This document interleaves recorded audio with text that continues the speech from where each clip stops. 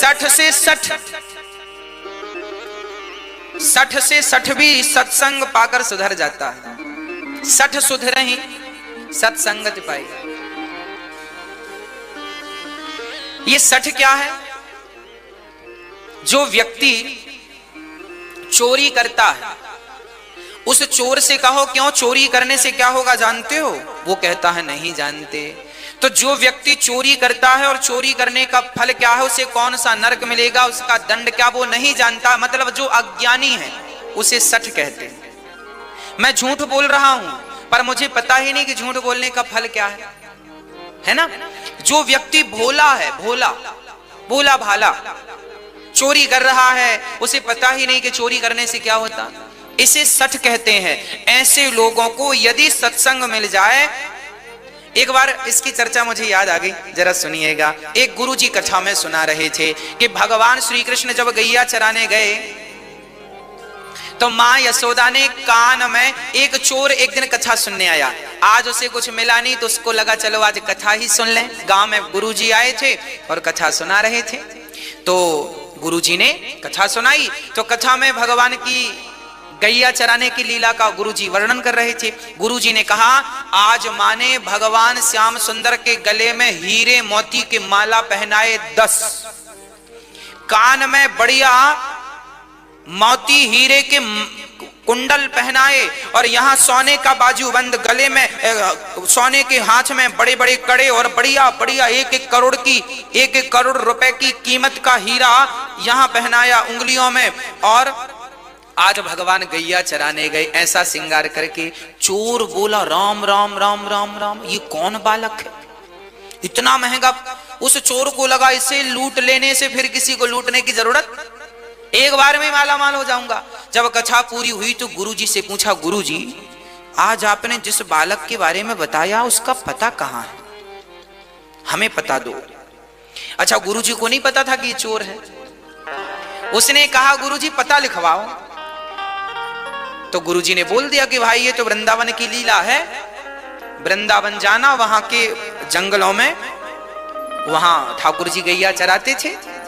उसने लिख लिया।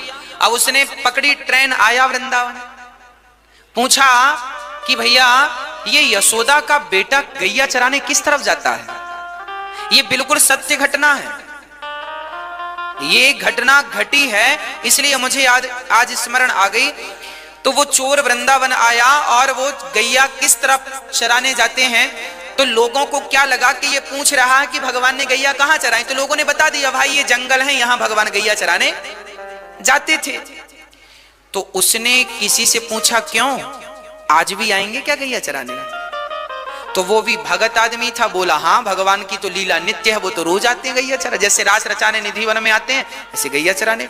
चोर बोला, क्या आप बता सकते हैं कहाँ? बोले हाँ यमुना के तट पे ही रहेंगे। अब चोर गया चुपचाप यमुना के तट पर बैठा रहा, और गुरुजी ने कहा था कि उसका रंग सांवला है, घुंघराले से बाल होंगे, आंखें बड़ी कजरीली सी हैं, गला सुंदर है, गाल बड़े सुंदर हैं, और बड़ा अद्भुत दर्शन है। अब वो पेड़ पर बैठ गया, देखा गैया चराने वाला तो आया नहीं, कब आएगा कब आएगा कब आएगा। वो वही ध्यान में डूब गया, वही ध्यान में कि उनकी आंखें बड़ी सुंदर है, गाल बड़े सुंदर है, घुंघराले से बाल हैं। बस यही वो दिन भर चिंतन चलता रहा। अब जो बालक वो देखा उसमें उसे कृष्ण का दर्शन होने लग गया।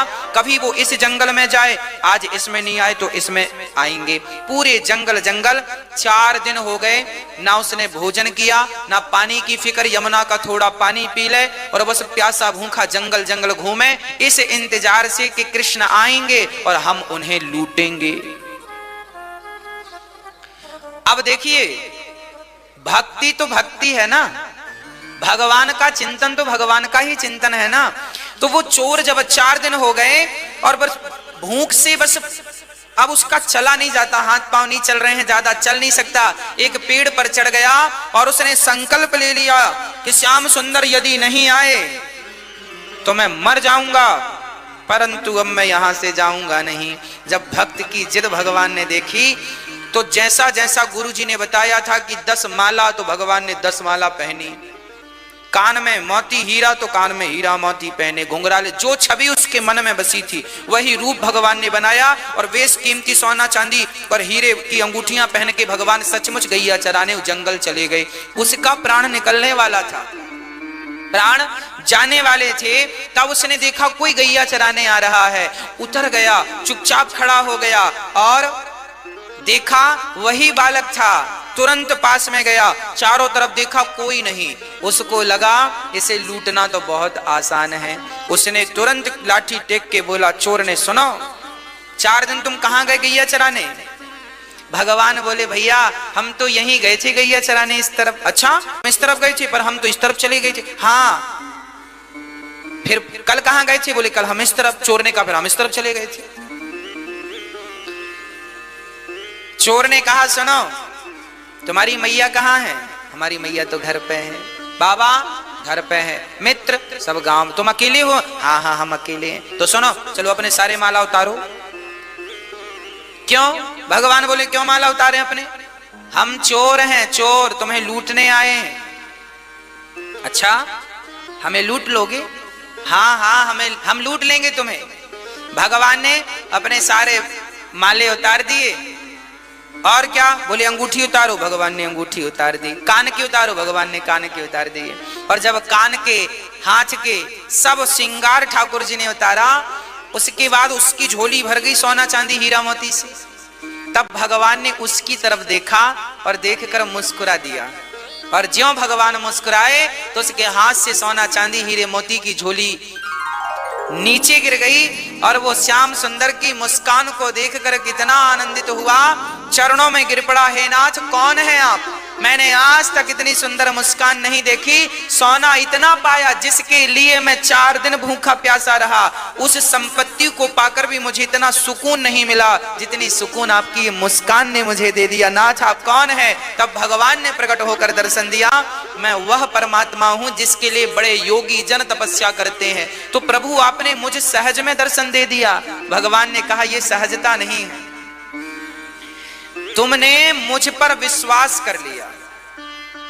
तुम्हें यह विश्वास हो गया कि मैं गैया चराने रोज आता हूं।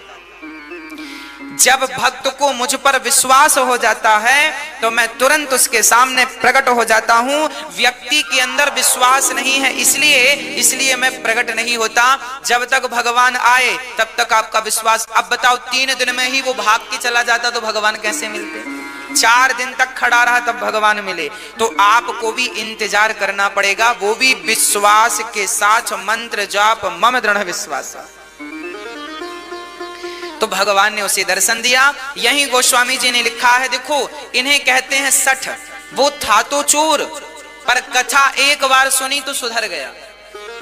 तो जो एक बार में सुधर जाएं और सदा के लिए बुराइयों से हट जाएं, उन्हें सठ कहते हैं। जैसे पारस पत्थर का स्पर्श होते ही लोहा सदा सदा के लिए सोना बन जाता है, ऐसे गलत मार्ग पर चलने वाला सत्संग पाकर एक बार में ही जो सही मार्ग पर आ जाए उसे सठ कहते हैं। और सठ सुधर ही सत्संगति पाई, ये सुधर सकते हैं। ऐसे सठ के बारे में गोस्वामी जी लिख रहे हैं।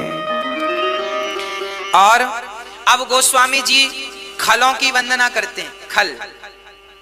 खल जानते हैं किसे कहते हैं? मैया, ओ मैया। खल किसे कहते हैं? खल को 2 अक्षर अलग अलग करो, खा और ला। खा मतलब खाए और ला मतलब लड़े। खाए और लड़े, खाए और ढिसुम, खाए और ढिसुम, इन्हें खल कहते हैं। जिनके 2 ही काम है, खाना और इसमें तीसरी चीज और जोड़ो, जिनका खाएं उन्हीं से लड़ें, इन्हें खल कहते हैं, है ना? आपने देखा होगा कुछ लोग लड़ते हैं, खाना और लड़ना आपसी लड़ जाते हैं। उदाहरण के लिए बच्चे आजकल जिस माँ ने पाल पोस कर बड़ा किया उसी माँ से पिता से झगड़ा कर लेते हैं। ये कौन लोग हैं? जिसका खाया उसी से, ये खल है। गोस्वामी जी इनकी भी वंदना करते, भगवान इनको पहले पूज लो। इनको पहले प्रणाम कर लेने से ना दिक्कत नहीं, इनको छोड़ दिया तो फिर ये कुछ ना कुछ तिगड़म लगाना शुरू करेंगे, इसलिए इनको प्रणाम दूर से करो। भैया खल जी, राधे राधे, राम राम जी, उसको अच्छा लगेगा। आपके गांव में जो दुष्ट लोग हैं पहले उनका सम्मान किया करो, बाद में सज्जनों का सम्मान किया करो, क्योंकि सज्जन तो इंतजार कर भी ले, ये दुष्ट तो खड़े होके बकबक करने लग जाएंगे। खल ही नाम है उनका, खल है ना, इसलिए खल। गोस्वामी जी कहते हैं इनको पहले प्रणाम कर लो, है ना। चलिए आगे गोस्वामी जी प्रणाम किनको करते हैं। अच्छा, खलों के दुष्टों के बारे में गोस्वामी जी ने कहा, बोले दुष्ट और सज्जन में क्या अंतर है। गोस्वामी जी ने अंतर प्रकट किया। सज्जन में और दुष्ट में क्या अंतर है, गोस्वामी जी ने लिखा, बिछुरत एक प्राण हरि लेहि। जब सज्जन आपसे बिछड़ता है, सज्जन पुरुष जब आपसे बिछड़ते हैं तो मानो आपके प्राण निकल जाते हैं, और दुष्ट जब मिलता है तो प्राण निकल जाते हैं। एक के बिछड़ने से दुख है और एक के मिलने, ये दोनों, इसलिए गोस्वामी जी ने इनको प्रणाम किया। और दोनों में देखो कितनी चतुराई से गोस्वामी जी ने बात रख दी कि एक के बिछड़ने से आदमी, आप जब बेटी घर से निकलती है तो प्राण निकल जाते हैं ना, माँ बाप रो रोते हैं, बेटी विदा हो रही है बेटी। सज्जन व्यक्ति घर से, अरे कोई भला आदमी मर जाए ना तो सारा गांव रोता है, जो उसके रिश्तेदार नहीं है वो भी रोते हैं, भाई भला आदमी था चला गया। अब सज्जन के मरने पर भी, बिछड़ने पर भी लोग रोते हैं। कोई दुष्ट आदमी मिल जाए तो अपने आप आंसू निकलने लगे, भगवान ये क्यों मिल गया।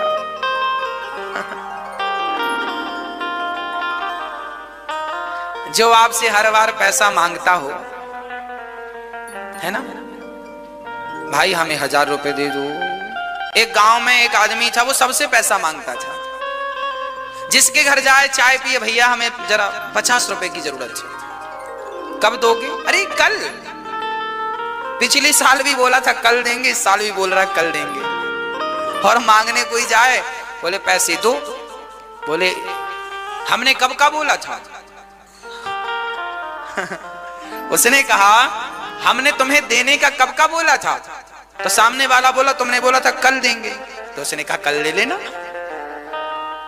कल आने तो दो, अभी कल आया ही नहीं, कल आए सो पैसा लेना। अब पूरे गांव के लोग उससे डरने लगे, जब भी आएगा तो लोग देख के कांप जाते, अभी 50 मांगेगा, 100 मांगेगा, 1000 मांगेगा। तो दुष्ट व्यक्ति को देखने से ना कांप जाता है व्यक्ति, और सज्जन को देखने से प्राण निकल जाते हैं। गोस्वामी तुलसीदास जी ने यहाँ एक बढ़िया बात लिखी है, जड़ चेतन गुण दोषमय विश्व कीन्ह करतार। बालकांड का दोहा नंबर 6 है ना। यहाँ गोस्वामी जी लिख रहे हैं, जड़ चेतन गुण दोषमय विश्व कीन्ह करतार। संत हंस गुण गहि पय परिहरि बारी विकार। कहने का तात्पर्य यह है कि संसार की हर वस्तु जड़ चेतन, चाहे वस्तु जड़ हो या चेतना से भरी हो, सब दोष से भरी पड़ी है। हम जो भी कमाते हैं ना मेरी माँ, उसमें हमारी कमाई में भी कुछ ना कुछ दोष होते हैं, है ना। हम जो कपड़े खरीद कर लाते हैं ना, इनमें भी कुछ दोष होते हैं। हम सोना चांदी खरीदते हैं ना, घर मकान बनवाते हैं ना, सब में कुछ ना कुछ दोष होते हैं। फिर ये दोष कैसे मिटेंगे, बोले आप जीवन में जो भी धारण किया करो, जो भी लिया करो, पहले भगवान को समर्पित कर दिया करो। जब भगवान के चरणों में समर्पण कर देंगे ना उस वस्तु का, तो उसके दोष अपने आप मिट जाएंगे। इसलिए कोई भी वस्तु, जैसे भोजन करो तो पहले भगवान को भोग लगाना चाहिए। जो व्यक्ति, अभी आगे मैं बताऊंगा, रामचरितमानस में ही लिखा है, जो व्यक्ति भगवान को भोग लगाए बिना भोजन करता है, वो भोजन नहीं, वो मांस भक्षण करता है। मांस खा लो या बिना भोग लगाए अन्न खा लो, एक ही बात है। इसलिए जब भी भोजन करो, दाल चावल सब्जी रोटी हलवा पूड़ी पुलाव इमरती रसमलाई रसगुल्ला बड़े इत्यादि जो भी बनाओ, सब पहले भगवान को अरे दिन में 2 बार बनाओ, 3 बार बनाओ, जितनी बार बनाओ। पकौड़ी खाने का मन है, पकौड़ी बनाई, सबसे पहले प्लेट में रखो, तुलसी दल डालो, पहले भगवान को आदत बनाओ। आदत बनाएगा कौन? आप रेल में बैठे हैं, आप रेल में यात्रा कर रहे हैं और तभी आपने देखा कि बढ़िया अंकुरित चने बिकने आ गए। आपका मन हुआ चने खाना चाहिए, आपने भाई साहब जरा देना 10 रुपए के चने, आपने चने लिए। अब क्या करें? उस चने को सबसे पहले भाव से आप ले लो अपने हाथ में और एक भाव बनाओ, हे नाथ आप स्वीकार कर लीजिए, हे नाथ, हे श्याम सुंदर, हे राजा राम आप स्वीकार कर लीजिए। ऐसा बोल दो, हे नाथ आप स्वीकार करो, बस भोग लग गया, खत्म बात। बस भोग वो अपने हाथ में तुलसी की माला सदा रखना चाहिए। इससे क्या होता है? जो भी वस्तु आप खाएंगे, खाने के पहले इस तुलसी की माला को उसमें चढ़ा दें, स्पर्श करा दें। जैसे ये दोना है, चने भरे हैं, इसको टच करा दीजिए तो तुलसी चढ़ गई, ये तुलसी की है तो ये चढ़ गई, फिर भगवान को भोग, हे नाथ स्वीकार कीजिए। बस इतना कहना है, ये भगवान ने खा लिया, उसके जो दोष थे वो खत्म। अब आप खाओ उसे। जितनी बार पानी पियो तो पानी पियो तो पहले ये तुलसी का स्पर्श करा लो गिलास में। ये तुलसी है ना, पवित्र करती है, इसलिए संत जन अपने हाथ में सदा तुलसी रखते हैं। आपको भी रखना चाहिए। इसलिए हम लोग तुलसी की माला गले पे धारण करते हैं कि जब प्राण निकलेंगे तो कम से कम तुलसी तो गले पे रहेगी। कोई तुलसी का दल डालना भूल गया, कोई गंगा जल डालना भूल गया, तो कम से कम गले में तुलसी की माला तो रहेगी। इसलिए तुलसी की माला निश्चित रूप से हम सभी को पहननी चाहिए। मंगल सूत्र की तरह ठाकुर जी की हम पत्नियां हैं। हमारे पति कौन है? तुम हो एक अगोचर सबके प्राणपति।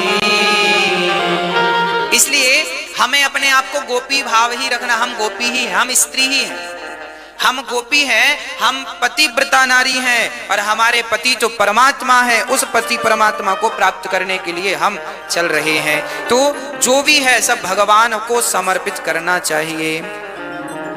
और सब में भगवान का दर्शन गोस्वामी जी करा रहे। जड़ चेतन जग जीव जत सकल राममय जान, बंदऊ सबके पद कमल सदा जोरी जुग पान। जड़ चेतन जग जीव जत सकल राममय जान। सबको राममय जानना चाहिए। सब कौन है मेरी माँ? राम स्वरूप है। आप किसके स्वरूप हैं? राम के। आपके भीतर कौन है? राम है। अब आप कहेंगे महाराज जी कैसे? मैं एक उदाहरण से समझाता हूं, आप समझिएगा। आपके घर में एक पत्थर है कि नहीं? चलो, पुराने जमाने में ना जो घर होते थे ना, उन घरों में जो दरवाजे होते थे, उन दरवाजों को किनारे पे खड़ा करने के लिए, क्योंकि बार बार वो लुढ़क जाते थे, तो लोग पत्थर रखा करते थे किनारे। गांव में हमने दे, हमारे घर पे भी था, इसलिए अपने को याद है। आपके घर में पता नहीं था कि नहीं। पुराने जमाने के जो घर थे ना, उनके दरवाजा बार बार लुढ़क जाते थे, तो एक पत्थर लोग रखा करते थे। वो आज की तरह वो सिस्टम नहीं आता था ना कि आने लगा तो पत्थर रख। चलिए मैं तो आपको कुछ और समझाऊं। आपके घर में जो पत्थर है, अच्छा उस पत्थर को पांव से ही हटाते थे, पांव से हटाते थे, दरवाजा लगाते थे, फिर दरवाजा खोल के पांव से वहां अड़ा देते थे, लगा देते थे। आप समझ रहे हैं मेरी बातों को? चलो बातों को ना समझो, भावनाओं को तो समझो, है ना? तो अच्छा, वो पत्थर में हमेशा कोई हाथ नहीं लगाता था, सदा उसको पांव से लतियाते थे, पांव से आगे कर दिया, फिर पांव से ठीक कर दिया। अच्छा, जो पत्थर आपके घर में पांव खाता, अर्थात सबके लात खाता है, जो आए सो लात मारे, जो आए सो लात मारे। सुनिएगा, जिस पत्थर पर आपने 1 लाख बार लात मारी हो, उस पत्थर को मैं किसी मूर्तिकार को दे दूं और मूर्तिकार को देकर कहूं भैया इसमें बढ़िया राम जी का स्वरूप बना दो, राम जी की मूर्ति बना दो, तो मूर्तिकार जो पत्थर की मूर्तियां बनाते हैं, वो छोटी सी ही सही उस पत्थर की मूर्ति बना सकता है कि नहीं? बना सकता ना? बढ़िया राम जी की आंखें बना देगा, गाल बना देगा, धनुष बाण बना देगा। अब ये बताओ, कोई कितना भी बड़ा पापी क्यों ना हो, भागवत सुन के तर जाएगा। कोई तरह? हाँ। एक तुंगभद्रा नदी के किनारे गांव था उत्तमपुर। उस गांव में एक पंडित जी रहते थे। पंडित जी का नाम था आत्मदेव। आत्मदेव पंडित जी जो थे ना, बहुत अच्छे थे। उनके पास सब कुछ था, रहने को घर, खाने को रोटी, समाज में पद प्रतिष्ठा भी अच्छी खासी थी। एक चीज की कमी थी, आत्मदेव जी को कोई संतान नहीं थी।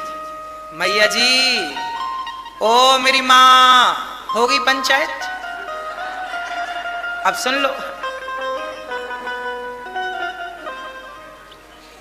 एक आत्मदेव जी नाम के पंडित जी थे, उनकी सब कुछ था उनके घर में, एक पुत्र नहीं था। संतान नहीं होने से वो बड़े दुखी रहा करते थे।